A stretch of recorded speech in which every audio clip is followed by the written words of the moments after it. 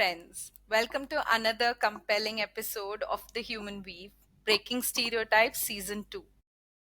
This season gives us a space where we unravel the real, raw, and remarkable journeys of people who refuse to fit into boxes.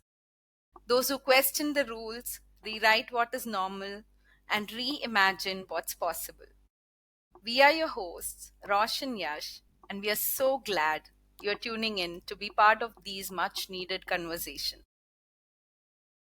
Today's conversation is layered, courageous, and deeply rooted in truth.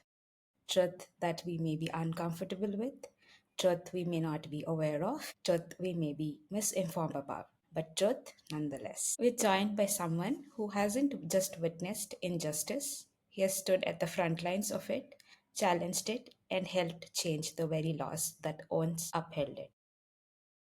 Harish Iyer is a name woven into the fabric of India's queer history. He's an equal rights activist who was one of the petitioners in the landmark Supreme Court case that decriminalized Section 377, ushering in a new era of visibility, inclusion, and hope for the LGBTQIA plus community in India. Harish is also a petitioner for marriage equality and is currently fighting for the right of queer individuals to donate blood, a battle that is as symbolic as it is systemic. His activism is not just legal or political, it's deeply human.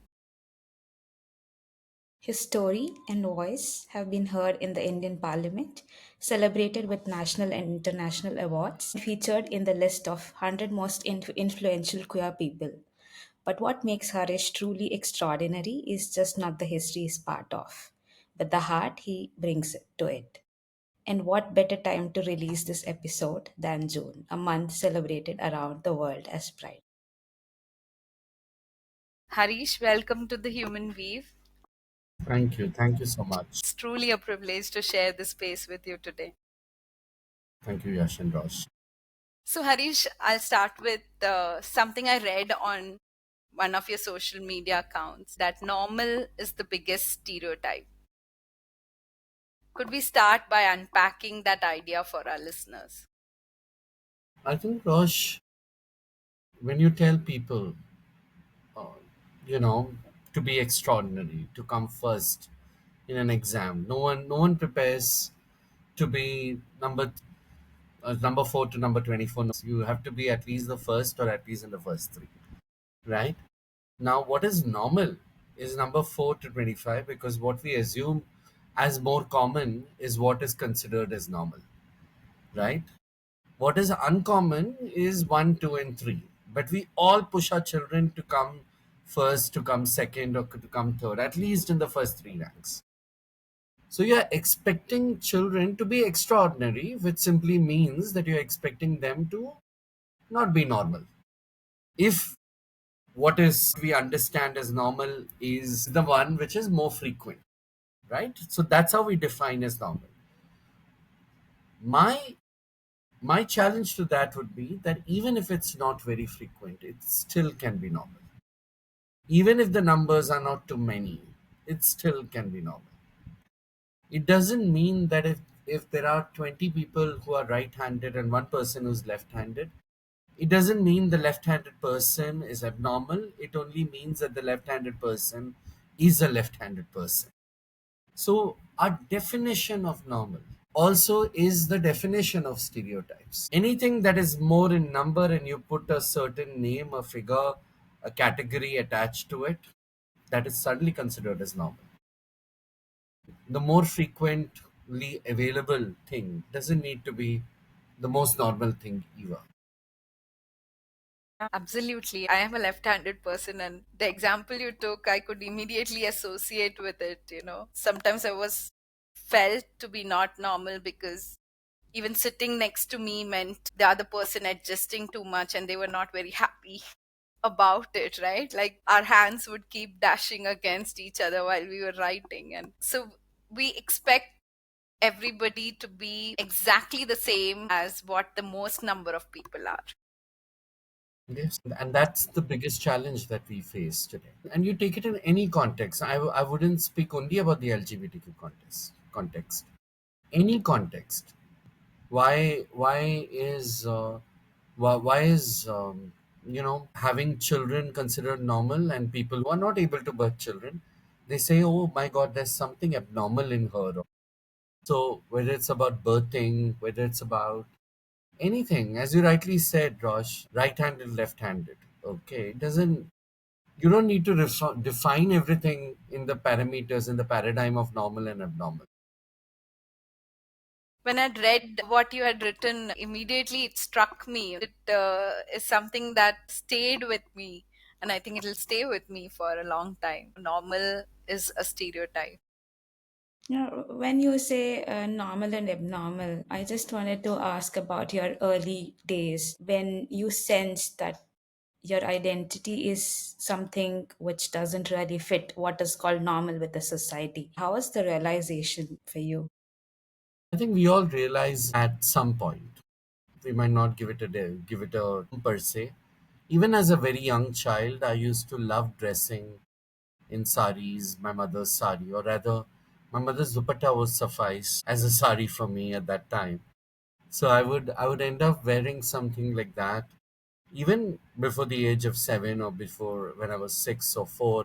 I would love dressing up in girls' outfits per se. I was very fond of dressing, but even if I was not fond of dressing, even if I was very cis het passing, um, I think children at a very young age come to know that they might not give it a term like homosexuality, LGBTQ. These all are terms that we learn when we learn to box people. But in the beginning, you don't feel these terms. You just know that um, you're feeling different. Like for instance, when my friends used to say things like, "Oh, I have a girlfriend," and I was like, "Why don't I feel the same way for the girl like everyone else does?" I used to question myself.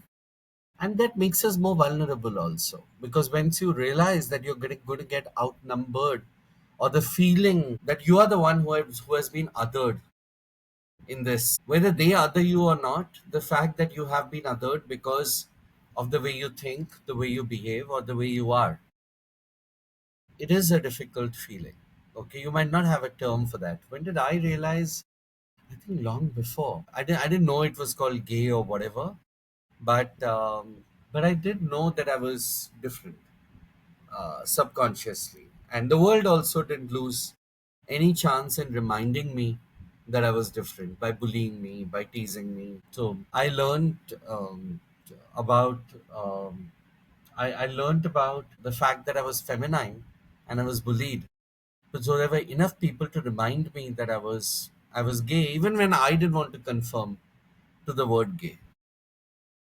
So so I so I so like we say, our detractors are our fans now. It all began over there when my detractors were really my fans and they used to believe me. But besides that, I also, because for me, like, my life was interrupted by child sexual abuse. I was sexually abused by relative of mine. But even before my abuse, I think I was very feminine. I loved my feminine side. I loved draping in saris. And probably the question usually people ask is, did you become gay because you were raped? But let me ask both of y'all that in a bus, in a train, in some way or the other, when girls are growing up, you do have at least one unwanted touch in your school days. Did you realize your heterosexuality after that? We never find a reason for what is common. But what is uncommon, like Roshni just said, why did you become left-handed? People would have asked. What wrong they would have done because you're left-handed? People would have asked. But for right-handed people, there's no question. You don't even question it. Similarly, you try to find a reason, even though there are 50% of boys who get sexually abused in this country. Still, you'll find a reason for boys. Did that make the person gay? But for heterosexuals, you just accept it, that it is a part of your sexuality. I don't think I'm gay because I was raped. I'm gay because I'm gay. Because 2000 and 2009, Women and Child Welfare Ministry, headed by Renuka Chaudhary, came out with the statistics which said that 54% of boys and 51% of girls are susceptible to child sexual abuse, which means 54% of the people in India that you see around you are, of the boys in India that you see around you, are survivors of child sex abuse. But are they all gay? Then we'll be a majority, right? So if child sex abuse makes people gay. So yeah. So I realized much earlier, but to give it a name took me a lot of time. I was around in my early 20s when I did say that it's called, that I'm a homosexual and it's called gay. So how did that shape your early years? You mentioned that as a child, I have my own child when my older one is a boy. When he was like 3 years old, and I was very open with him. We used to talk a lot of things openly. At times, I had told him that, in the society, women are not given equal rights. And I used to talk to him about these things. And once, while I was painting my nails, he told me, Mom, you said that women don't get everything. But looks like women can do so many things to look good. They can paint their nails, they can do makeup. Their clothes are so beautiful. They can wear what they want. And at that time, he used to like wearing kajal.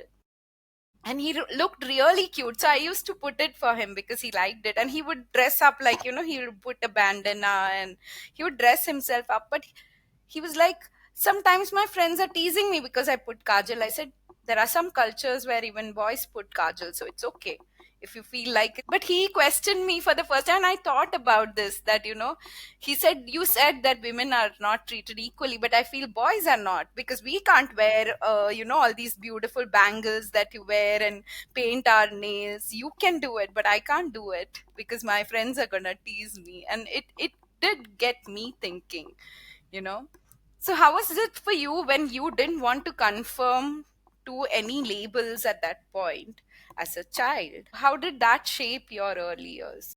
I didn't know these labels also. So I'm talking about, like, I was seven. I was seven some 40 years ago, almost. Around that time, because I'm 46 right now. So around that time, in the mid 80s, people didn't know terms like homosexuality, gay. Okay, those words were only swear words. Okay, it was used to bully people. So I didn't compartmentalize myself in any box. Children are born unboxed. It is parents and society which puts them in 20,000 boxes. Like you rightly said, I mean, your child wanting to put kajal, and you even providing an explanation saying that, hey, boys can also put kajal. So what? I mean, what if boys didn't put kajal? What if girls only put kajal? Still, it should be okay for him to put kajal. So even your answer to that was also confirming, right? So one of the things that I realized was that I'd rather live my life unboxed without putting any name to the category that I belong in, right? But the world puts you in different boxes. And these boxes become important when you're speaking about rights, because as an advocacy medium, so people often tell that, hey, why do you have a pride parade? Why do you have to do this? Why do you have to keep talking about these issues when we are so accepting? I said, because only you are accepting, right? You feel that the world is accepting because you are accepting, right? So in Marathi, there is a saying, Shivaji Janvaitsa Pan Shezara Chagari. Means Shivaji should be born, but in my neighborhood, not in my house. Because if Shivaji is born in your house, that simply means that you are dealing with the prospect of losing your child in the battlefield. But the moment Shivaji is born in the neighborhood, you feel that, oh my god, I will go and say Jai Shivaji because I don't have to deal with the demise of this person. So the whole thing is everyone wants to champion LGBTQI plus people, to say that, oh, they are different, they are nice, they are artistic, even from a rights perspective. The true test in the pudding would be if you had a child and that child came to you and said that I was queer, how accepting would we be? Yeah.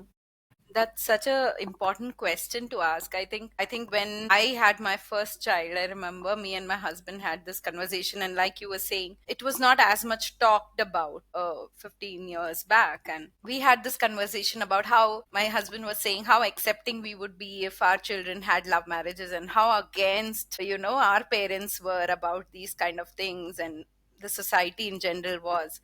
And we said, and at that point I said, maybe when our child grows up, it might be that, if our child comes and says to us, I like a boy being attracted to a boy, or a girl being attracted to a girl, probably that is where we would resist, and that is where we need to stop and think, can we become more accepting? Right now we are not, because maybe we didn't have friends, or we were not exposed to. Sometimes it also comes from a good space. You don't want your children to struggle, right? Yeah, yeah. You don't want the fear that if my child is a homosexual child or an LGBTQI plus child, it is almost certain that your child will get bullied. It's almost certain that there is a possibility that there could be sexual violence.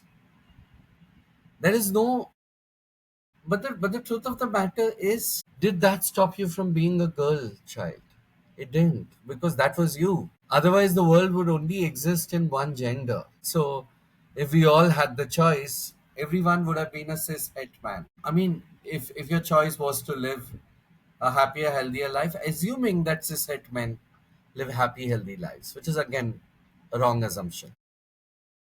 When we speak about boxes, Harish, what does that do to you personally when someone is constantly telling you that this is who you should be instead of allowing just whatever, whoever you are?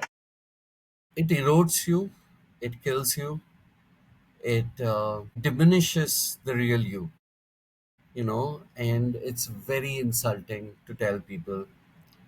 Or struggle in so many places. In corporate houses, you'll never be given the authority, total authority in anything, not because you are not good at it, but because your ways of doing things are very different from others. And mostly LGBTQI plus people don't comply, they create. We have been taught to create. We create pathways for ourselves because we know that the biggest struggle that LGBTQI plus people or any person faces who's different is to just pass without getting noticed, right? So there are moments when you just want to pass without getting noticed. There are moments when you don't want to be a square peg in a round hole. You want to be a round peg in the round hole. You want to just pass, right? There are other moments when you want to approach things differently, so it also works in your favor. But most often, that's why you don't see enough LGBTQI plus people in senior positions in the corporate space. Very few who are out. Okay, and that's more because we are always the square pegs in the round hole. We think differently, we act differently, and we are never given authority because people don't know what could come out of us. Or our brand of fearlessness is not something that people often understand. I'm lucky, but Parmesh is lucky. But how many people other than that? Zainab, how many other than that we know in the Indian diaspora who are queer and who are on the top? I'm just curious, when you're talking about this, is that the same way in a global context? It is. It is. Whether it's India, whether it's South Africa, whether it's in any country for that matter, it is very difficult for people to find opportunities. You will find opportunities, but you would rather ask people to comply. Everyone else would fit in. But literally, we have been asked to stand out of everything. And we have been told that that's our best quality, that we stand out. Okay, like for instance, if you'd have a girls' match, you'd have a trans man standing out. You'll not include that person. And then finally, when you have a job, you'll include the trans person and you'd expect the trans person to say, just blend it. They will not blend in because all your life you have kept them out. And then suddenly, in the corporate parlance, you want them to blend in. It will not happen. It is not. It is not easy. So I think inclusion for LGBTQI plus people is always the responsibility of cis het folks, because in recognizing that they will be different, our struggles are not the same. We don't get to have children in this country. In other countries, even when we have children, our responsibilities, we are not a man and a woman in a relationship. We are two men or two women or two people in a relationship. So everything follows the structure of what a cishet man and a cishet woman would follow. But the truth is that we don't fit into the cis culture at all. We are just a different kind of us.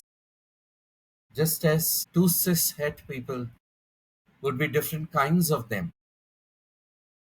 This corporate conversation that you brought up reminded me of a conversation I had with a client. This was the very first experience. A guy who was 20-ish just had a message me from one of the support groups from the COVID times. He reached out saying, I am homosexual, but I've just started working out of my graduation. Facing very difficulty because people are talking about it where I am not out that this is who I am and I'm struggling inside. So that was a very eye opening moment for me because I hadn't had any interactions until then personally. And I was reminded of how one word can really put another person into a very low phase, even in the corporate setups. How do you think one who are facing this kind of situations can overcome? So you don't overcome these things, right? There is nothing to override or overcome. Till you have anything to hide, till you have some shame left where you feel shameful about your own identity, there will be someone out there to exploit. The moment there are only three words in the Hindi vocabulary, I would say, which I would use as my defense every time I'm pushed into the closet. It is not denial. It is the three words. Ha, hu, to. Yes, I am. So what? So there's constantly people trying to stereotype people. It's because we shy away from accepting who we are. And that's why when a woman gets treated badly, gets slut shamed, what would be the biggest difference? To deny or to just go and say that, yes, I am, so what? So what? They will not have any defense of. So I know it's easier said than done. And that's why it's not the responsibility of the LGBTQI plus person to come out. It's the responsibility of everyone around them to create a space for them to come out. There is a difference. There are so many parts when earlier also you were saying that, there are a lot of people in the community who want to just pass, not be noticed. It's easier that way. As a woman, also, we have gone through those moments, right? Like, I wish I was in this place. It's maybe not a safe place, and I just want not to be noticed. So as a woman, I think there is something I can very much empathize with. Do you think that happens, that because women are also a lot of times not given Other. the authoritative spaces or are judged when they are a woman boss is very nasty, or the stereotypes that run around it? Do you think that women are able to empathize with the community I much don't I better? don't think it's a I think any marginalized person who's aware of them. See, there are two things that marginalization could do. When you actually get power after being marginalized. So, like, one of the examples is women who have been marginalized, who have fought really hard, okay, and come to the top. They start making an example of the fact that, you know what, I fought it so hard Okay, there are two responses to that. One, you could say that I fought it so hard to reach here. I'm going to be making it easier for other people. Or you could end up saying the other way. I fought it so hard. These people should not have it easy either, right? So it is not what the experience you go through. It is what is the lesson that you derive from that experience of subjugation, right? So that's why we see much of authority. Sometimes these stereotypes are true, sometimes they are not. So which makes them not a stereotype, right? Like they say that women gossip a lot. I have lived half of my life, almost 99% of my life as a cis het man. I can assure you, women don't gossip half as much as men do. So the truth is that we build these stereotypes just as I did right now, and we box them into stereotypes.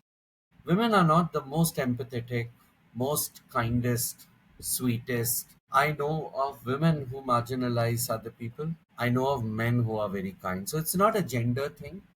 It is not even an experience thing. It's a lesson thing that you draw from the experience. Are you going to make life simpler, or are you going to make it tough, saying that life is going to be tough for you? Mm. So it's very subjective. And earlier you used the word two people in a relationship instead of a man and a woman. So if we are able to see people as people first, is what Yes. is coming to me. That it could be very different, like it could be a woman who is nasty or a man who is kind, and that is the person and not the gender that is bringing that True. quality, right? That makes me wonder, like, for you personally, being in your own skin, what does it mean? I think it means differently. It meant different things at different stages of my life. In college, when I was getting bullied, it meant, uh, you know, there would be a day when I would walk the way I walk, and I'll not be bothered about who's watching me. It meant that.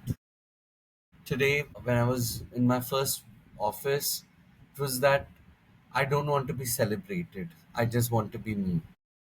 I want to pass without getting noticed. And I want to be noticed only for my work. That was also a phase. And now I'm in a phase where I think being in my skin would mean that I have a voice, and I'm creating voices, spaces for other people so that they could have their voice too. So for me, creating spaces for other people's voices as much as my own is an important way that I look at myself today. So you said that, there was a phase when you did not want to be celebrated. Um, I'm curious, when you are part of the pride, is it more of a celebration, a protest? Is it a remembering or coming together or everything? And It it could can it mean. could mean anything for anybody. So that's the Mm. beauty of it. What is a marriage? Roshni, if you got married in a big grand way, so what does that mean? It's a celebration of your sexuality. It's a celebration of the fact that you are beginning a family, which means that it's a celebration of yours and your husband's sexuality, and it's a celebration of the fact that you would have children together, a life together. You have, and how many people were there in your wedding? Maybe around 300, 400. Many of our prides have those many, and we have one pride for the whole city. So it's again a celebration of our gender, our sexuality. It's also a protest for some people. It is a campaign for some people. It is just dance and drama for some people. So I think it could mean different things for different people. So to bubble it and to bottle it down to say that it's a protest or it is a celebration would be incorrect. It could be a protest and a celebration. It could be a celebration of the fact of who I am, and it could be a protest of the fact that I haven't got all the rights as everyone else. Any of the moments that you had so far, though have evolved, accepting your identity in, like you beautifully said, this is who I am, so what? Uh, has any moment made you feel to ever trying to fit into the societal norms? It did. I mean, there are times when you do. You don't want to be different. You want to be. Like, for instance, I took so many years to come out about my gender, to tell people that I'm gender fluid. I fall under the trans umbrella. I didn't want to. I didn't say that for a long time. So I used to go dressed as a cishet person almost of the time. Again, because I used to get very conscious. I said, why attract attention on myself? There are times, many a times, not because not because you don't want to fight, but because really some days you are tired fighting. Like there are times when so difficult to explain that I go wearing a salwar kameez to office, very accepting office. They've never stopped me. But there are days when I go to office, I know so many people are looking at me. They're very supportive, but there are people looking, admiring, and you have to be conscious about how you're, what you're wearing, and how you're wearing. And some days you just don't want to go to office and face anyone. You just want to be at home. How do I explain this to a cishet person who probably could be working with me? Very difficult. It's another thing that I am in a very privileged space where people understand if I tell them. But it's very difficult to explain also. It's like, kya natak hai iska? Is this person always throw a tantrum? I said, because some days you just don't want to face anybody. That happens to all of us, I think. It happens to all of us, but there's certain times when it gets accentuated for LGBTQI plus people. No, but because here you're not only talking about this, it's you're also talking about identities, your personal identity, which people are not accepting.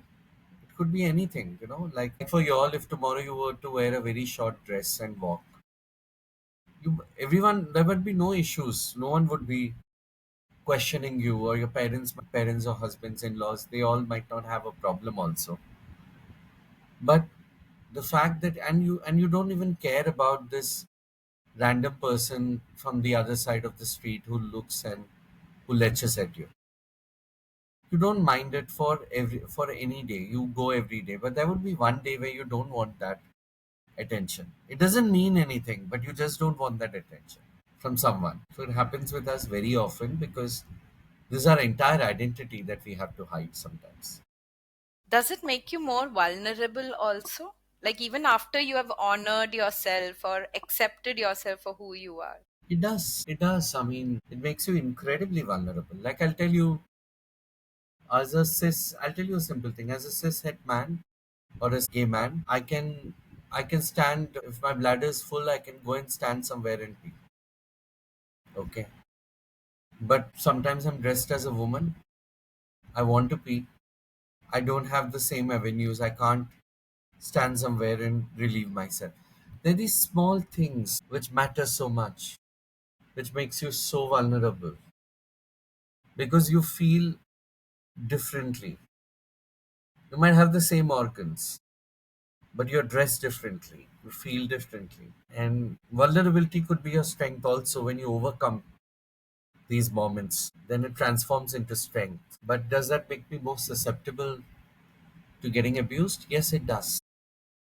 I'm just wondering here, does that mean that as children, especially when you have still not recognized who you are, but there are certain characteristics that are not aligning to a boy or a girl, does that make them like really vulnerable? And It does that does. happen in our society a So, lot? Rosh, it is not that children who get sexually abused in childhood turn gay. That's not the case. It is the other way around. Children who are LGBTQI plus get raped, get sexually abused. Because anything when you know, like in my house, you had me who was a feminine, not fitting into the norm kind of a child, and it had my brother who fitted into every norm. He was a boy, a loud cis het boy. He didn't. My abuser didn't attack him. I got attacked. So I didn't become gay because I was raped. Probably I got raped because I was queer. Becomes children are the most vulnerable people, and it becomes our responsibility to protect them. And the only way to protect them is to accept proactively, not wait for them to come and then you open up. Yeah. Like it'll be your responsibility, Roshni, to tell your son that you know what, there are gays, there are lesbians, you can be whoever you are. Not expect your son to, when he's dealing with the issue, he will come and tell you. Don't wait for it to become a problem. Accept the identity before the identity arises, presents itself, so that your child will not have an issue opening up. Want to bring in a very important thing to you here. So for me, I was curious a few years ago, but it was also very confusing. There are so many terms. Like, I remember when we were in school, probably the only two words we heard is gay and then lesbian. So there were just the two words that were coming in. And then the LGBT community, and then LGBTQ. So it was also confusing. Didn't know whom to ask. I think just one thumb rule: teach children two things. One is to be their authentic selves, okay? True authentic selves. Second is that they could be different and they don't need to fit in. That's it. It's all right. Whatever that may be. You might get in 20,000 definitions. Like, I don't know what I am. I'm the side, top, cis, het, cis, not cis, I'm trans, gender fluid. I mean, I didn't have these terms. I didn't know that gender fluid is also under the trans umbrella. I didn't understand these terms. I just get to know every new day that there could be a new term that I could possibly fitting into.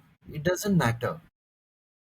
As a um, as a society, we should be willing to accept people who are different, and we should be willing to let people define themselves. They want to define themselves. So you don't need to understand to respect. Like I don't have to understand Japanese to be kind to Japanese people. Similarly, I don't have to understand gay to respect people who are gay. So we often conflate these things of saying that, hey, I'm going to learn the entire lexicon of the queer language, like LGBTQI plus T, whatever, the whole square. That you have to learn all those things to finally accept people. You don't need to. Those people don't need to. All that you need to do is live and accept. So it doesn't matter if your child understands all the other or you understand all the other alphabets. What's important is to just tell your child that whatever you are, you could fall in love with anyone. You could fall in love with, you could make love to anyone, provided they are adult and you have consent. Okay. Uh, and you could tell me anything. So I think that becomes important. What if for children, I mean, we live in a world where children don't want to imagine their parents having sex and parents don't want to imagine that their children could have sex lives. The next generation is going to be more vocal about these things. Probably you will not get startled that our children get home people of their own gender as their boyfriends and girlfriends. Possibly we might get more startled about the fact that our children might say that, hey, why should I spend my life with just one person? Yeah. What's the problem? I might be a throuple or four people in a relationship. How does it matter? So they might, and truly, how does it matter? But for us to understand that, oh my God, a relationship beyond two people, how is that? That's not a happy relationship, is what we will assume it is. But probably our next generation might be very normal for four or five people, just as friends. Imagine people in Friends, the series, where all of them are having sex with everyone or living with everyone. I think that might be a norm tomorrow. Our only response should be to ensure that children are safe and they're authentic. Yeah. And we do have these even in our mythology and stories, right? From ancient times where it was normal, and like it's like a Yeah, circle one sometimes. woman getting married to so many boys, or like I'm just telling, even polyamory was normal. Yeah. And some period it became a taboo, and then the stereotype was created after, right? Even today we are okay to accept it in the epic. Yeah, Yeah, and every time you point out something, they'll say no, they were gods. I said no, gods were humans too. It is rather than labels, just see them as human beings, irrespective of gender, and put them into boxes with the gender stereotypes that we can label them as. It's simpler, I believe, to just treat them as human beings and let them live however they want to live. It's individual choice, right? It's like religion. It's your private affair with God. Yeah, exactly. And you'll define that relationship with God, not the Yeah, world. yeah. How do we start unlearning these gender stereotypes, Harish, that are very ingrained in our environment? How do you unlearn? It's only with knowledge, only by meeting people, only by interacting with people, only by questioning. What we usually teach people is to mug up and to vomit rather than to question. By questioning, if people are questioning sexuality and gender, it's not a bad thing. But do find out the answers and understand that that is absolutely normal to be different. A lot of times you're curious to know, is it appropriate to ask questions to the LGBTQ community?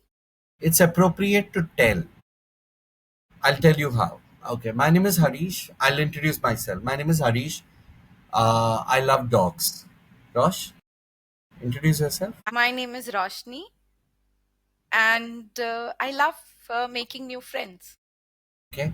Yash, my name is Harish, and I love going out. I'm an extroverted person. My name my name is Yashasini and I like to travel. Did you notice one thing? The way I introduce myself is the way that Rosh and Yash, both of you introduce yourself. Mm. This is why it becomes important for people who are not from the community to introduce themselves in a way so that the person from the community can introduce. That's why for Rosh to put your pronouns becomes important, and for Yash, for you to put your pronouns becomes important because so that if I introduce myself a little differently, I don't feel awkward because you have introduced yourself right in the beginning. Because for you it doesn't take much for y'all to say that, you know what, my name is Rosh and my pronouns are she and her. But for me to say that my pronouns are she and her, or my pronouns are he or she, will take effort. So the onus of inclusion always lies on those who are included, not on those who are excluded. That just took me to another deep level of understanding. It is very simple thing, but I think it gives so much acceptance and feeling of being heard from people in the society, right? So I think thank you for that. I had never thought about it because to me, whenever I see the pronouns she or her or any heterosexual pronouns, I was like, it's known. Why do you have to put it? So that was my initial thought always. I think You this have to has put really it changed. for other because we all are parrots. Just as I introduced myself, Rosh introduced us, and she had no, and you introduce yourself also, Yash, the same way. I never even give an instruction that you have to introduce yourself that way. I just chose to introduce myself. But if everyone introduces themselves with their pronouns, so the gay person or the queer person or the trans person will not get singled out. That is like, and I think these conversations are important because of that. Like, there is fear to ask, right? Like, I don't yet have a very close friend who is from the LGBTQ community, at least not anyone who has come out, right? So for me, even though I'm curious, I'm like, if it's a very close friend, I can very freely ask my doubts and clear it and get a better perception. It is not their responsibility to come out. It is your Yes, responsibility to go in. I want to go in, but there is fear, right? There is fear that I might offend, I might ask the wrong things, or I might say something So don't that's not ask, appropriate. tell. Don't ask, tell. So instead of you saying, if you went and introduce yourself, Rosh, to somebody or to everyone, saying that you come and introduce, you know that I'm queer, okay, or you have a doubt that I'm queer, So introduce yourself not just to me, but to even Yash, saying that, "Hi Yash, I'm a cishet woman. I married to a man, and I have two children, and I don't know what their gender is. They will open up about their gender sometime." If you said that in front of me, I know for sure that I can come out to you. Yeah. Safe space. So to create safe spaces, create safe language. Harish, I want to ask you, like, we all long to be accepted in some way, right? Is there a moment for you personally, and you mentioned now that it's our responsibility to seek that out. Can you share a moment of your own or someone close to you where stereotyping has led to real painful consequences? Of course, there's so many deaths. I know of so many people who don't live to tell their stories. Suicides in the LGBTQI plus space, self-harm is very common. I know of so many people, and I know so many people who have been so strong all their life that you have taken their strength for granted, and the day they fall ill, they lose their capacity because you're so used to them being strong that they can't go weak anytime. You don't give them the opportunity of going weak. Like, I'll have to break down. Everyone deserves a good breakdown. But there are times when you know, don't put people, and I have several breakdowns that way. Don't put people on a pedestal just to keep the person away from you. That's how we have treated women also, right? We celebrate the women. Women don't need to be venerated and celebrated. They need to be treated at par, not just with words, but with deeds, with equal pay, and several other things. Do you think that as there is better visibility today than before, that it happens that people want queer representation, but only on their terms or for outward appearances, in a way? Does that happen? Yeah, it does. It's way too common when queer people. You're not queer for every occasion. You're just queer for you need their support when you are in possibly you might not want to take me home and make me sit with your family when you're having food. But yes, you'd come to my function, or you'd come and see me, and you'll speak very highly of me if you meet me in the street. That has happened because outside you want to tell people that, oh my god, see how good a connoisseur I am, how kind a person I am. But when you actually call people home and you sit with them, then truth also reveals itself that you possibly didn't want that. So you are queer for some locations and some occasions, but not for all seasons and all locations. How do you assert yourself in such spaces? Sometimes you don't need to assert yourself. Exclusion should be treated with exclusion. No, when you're thrown out of some place, I think that probably I'll build my own space. I don't want to go to a place where I'm disrespected. What is one thing, according to you, Harish, as a person who wants to break through their own ideas of gender and have more acceptance, that people have to unlearn and relearn? They don't need to learn about queer people. They just need to learn about anyone who's different. Because we all are a bunch of minorities and majorities. I could be a minority because of my gender, but when it comes to the caste I was born in, I'm rather an oppressor. To be aware of your own self, to be aware that you could be a minority in one space, but be a perpetrator in another, needs to be something that we need to be aware of. As a gay man, I had more power than as a trans person today. As I graduated and got closer to my identity as a trans person, as a gender fluid person, I'm also aware of the fact that possibly negotiating my gender will be more difficult for me. So we all migrate. We are always in a scale. From the Battle Against Section 377. to marriage equality and now for blood donation. What fuels you to keep going, especially when, a lot of times progress is very slow or there is a lot of resistance? I think what keeps me going, see, after so much that we do, there is so much left to do, right?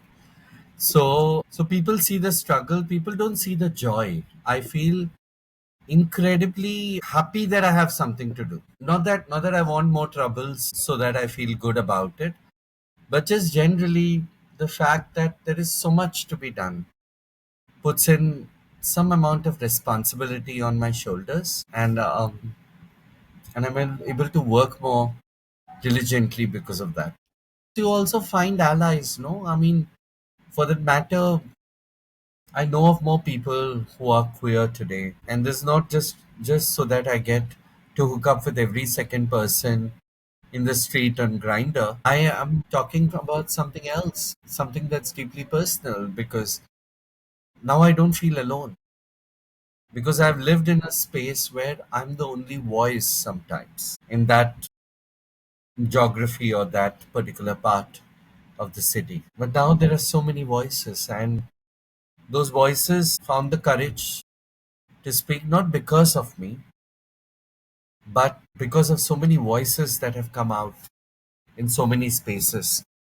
So the fact that humanity is propelled further is motivation enough for us to do more and to keep doing more. And of course, acknowledgement does matter.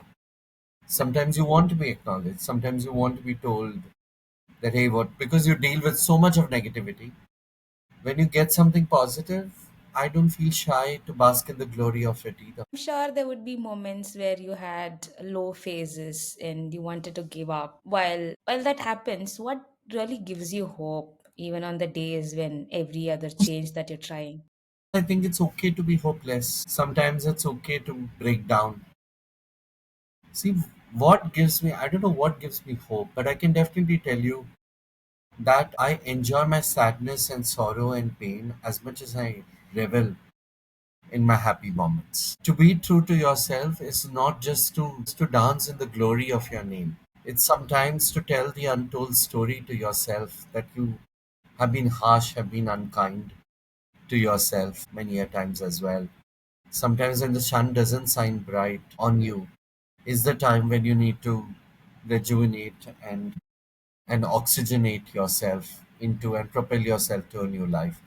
So I think that I embrace myself even when I'm happy, but also when I'm sad. And life would be incredibly boring if I had only happy moments in life. And just as happy moments, I always believe that sad moments would just pass, and even happy moments would pass. There would be nothing like the happiest moment ever, because it can always be rewritten by something else. I think that brings hope, right? Like, from once when you felt alone, you said now you have a community, you are not alone anymore. That is hope.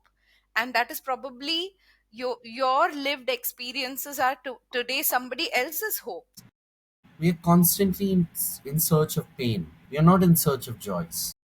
If you're kept very happy for a moment, you will start finding faults in that happiness also. We are in the quest of pain. And when I know that this is my pain, I'm able to define it, and I'm able to define my happiness also. And I'm able to accept that both of these will exist in my life.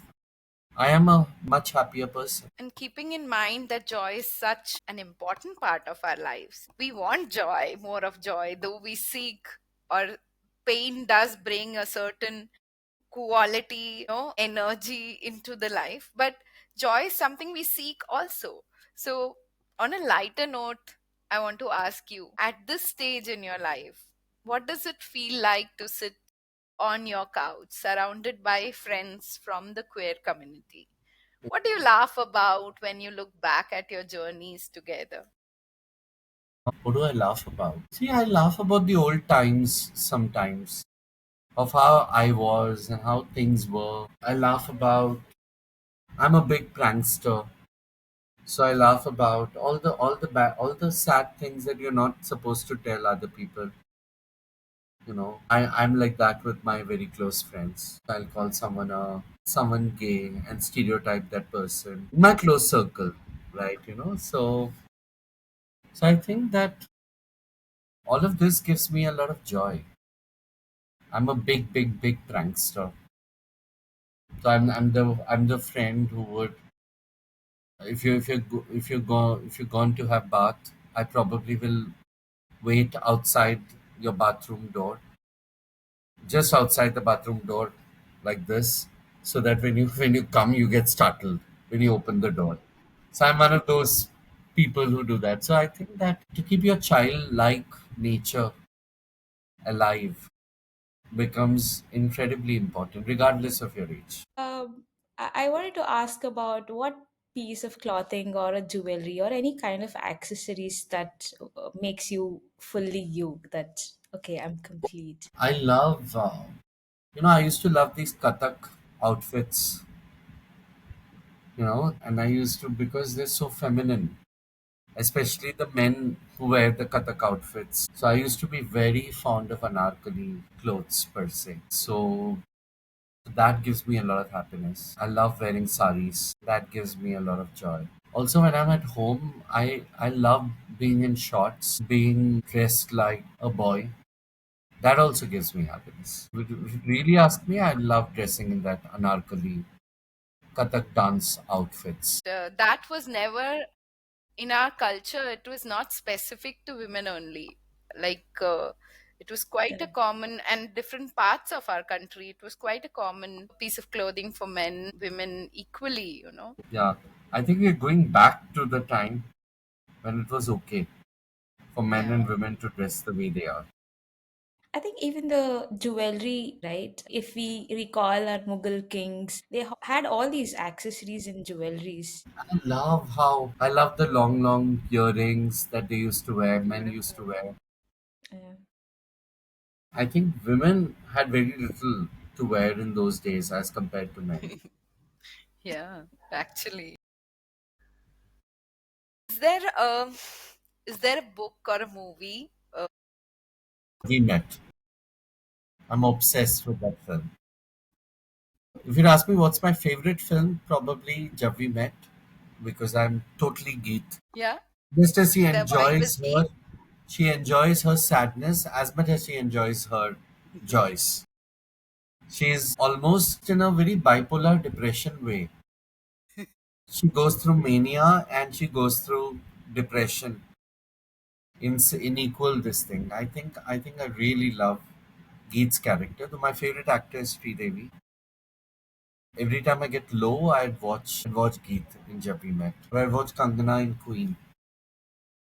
Gives me a lot of joy. What do these characters bring to you? Like, what about them do you see yourself I in? think I'm very much like, kid like nature is something that appeals to me a lot. Both these characters and so many of Sridevi films, but Sridevi more from a metaphysical, more from an acting school standpoint. Devi also, like, she had that quality of going Like from a how very if you strong speak to her in superhero. general, she would not you'd not ये बिल्ली भी दूध पीती है क्या ऐसा लगेगा, and you put her in front of the camera and suddenly she would transform. So she had this duality about Yeah. her life which appealed to me so much that you can be even things that no one can even imagine that you can. So she lived the characters that she played. She didn't play the characters, she lived it. What is one myth about gender or sexuality that you think needs to be retired forever? One myth that how I think gender, what I define as gender or sexuality, is the only way that it could be defined. That has to go, even for LGBTQI plus people, even for me. It's a myth if I say that I have to define. I'll be getting to define gender and sexuality in this way, and this is the only way. There are several ways to define LGBTQI plus people. So, if the world had no labels, Harish, how would you want to introduce yourself to the world? I think the world should have labels. till a date that we don't need labels. As of now, we have not reached that space. Do you have an idea in your head if there was no need to have labels, the world where how would you introduce Myself, yourself?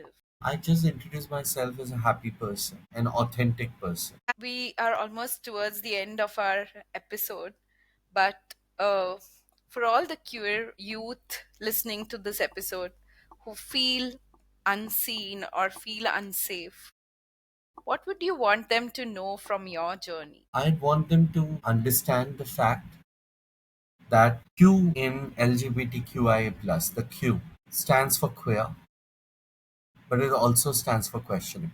So even if you're questioning your sexuality, you're a part of our community. So I would want them to know that they aren't the only ones. There are several like them, and there are enough fish in the pond for them to realize that they're not alone. That's beautiful. Thank you, Harish, for all the conversations. Because on a personal level, for me and Roshni, it was very eye-opening. We learned so much through the conversation. Thank you for sitting with us and sharing not just your story, but your authentic soul. Listening to you felt like listening to the truth that we haven't heard, which was there throughout. It's gonna reach to more people. Hope that brings in more perspectives for them to open up. And your courage to be your authentic self reminds me of just being ourselves is not just the act of self love, it is more of like a revolution where you just showcase who you are truly. On behalf of all our viewers and me and Roshni, thank you so much for Thank you. being on our show. Thank you for truly being you, truly authentically you. It is so powerful. Thank you. Thank you so much. And your love and honesty, with the kindness with which you have showed up today, I think that is very meaningful to us as hosts of this episode also. As this episode settles in your heart, we invite you to pause and reflect.